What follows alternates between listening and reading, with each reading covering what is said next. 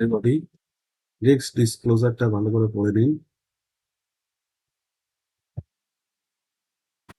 Market pre opening এ gap up দিয়েছে। Bank Nifty মোটামুটি 200 point, আর Nifty 110 point up দিয়েছে pre opening সেশনে। বাজার খুলে গেছে, খুলতেই একটা ছোট গ্রিন ক্যান্ডেল। দেখা যাক কি কোনো পজিশন পাওয়া যায় নাকি, অপেক্ষা করি।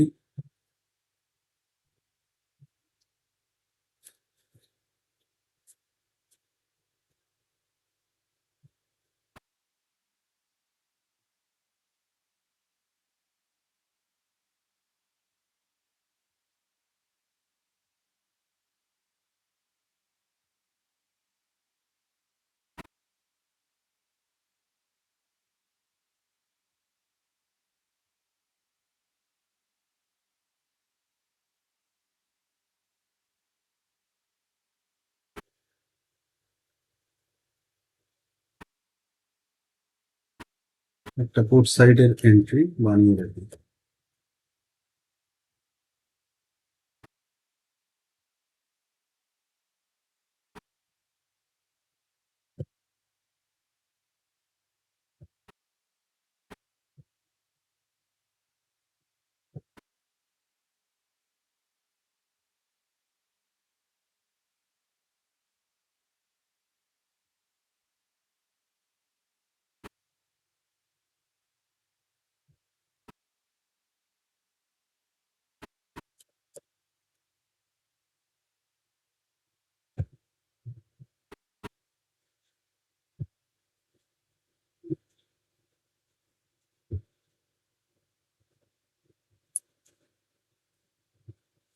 লেট হয়ে গেল ধরাতে।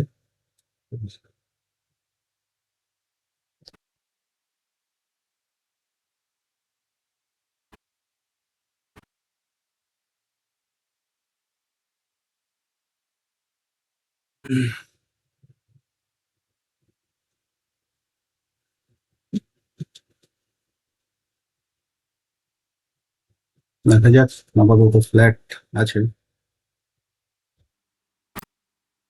কিছুটা প্রফিটে চলে এসেছি।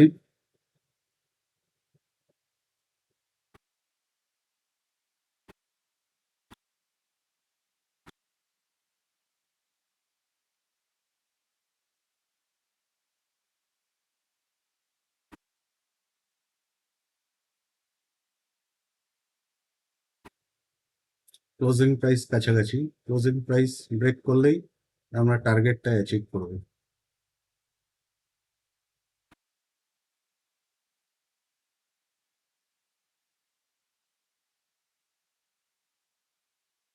দেখা যাক কি হয়।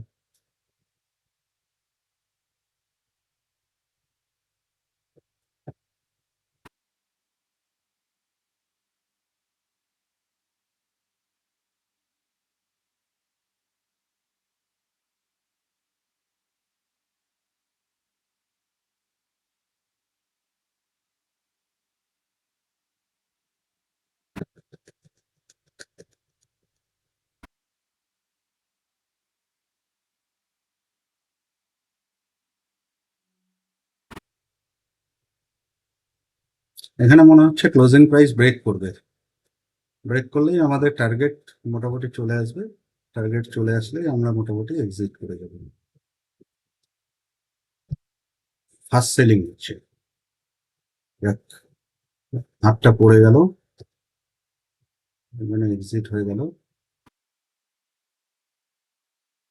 4,596 টাকা প্রফিট। আমার আঙুলটা উপরে রাখা ছিল তো পড়ে গেল, ওই জন্য এক্সিট হয়ে গেল পজিশনটা। এখানে আমি এক্সপ্লেইন করছি কেন আমি পুট সাইডে গেছিলাম। এখানে ছিল সেলার, এই রিট্রেসমেন্টে এই সেলার বের হয়ে গেছে, আবার সেলার এসছে, আবার রিট্রেসমেন্টে এই সেলার বের হয়ে গেছে।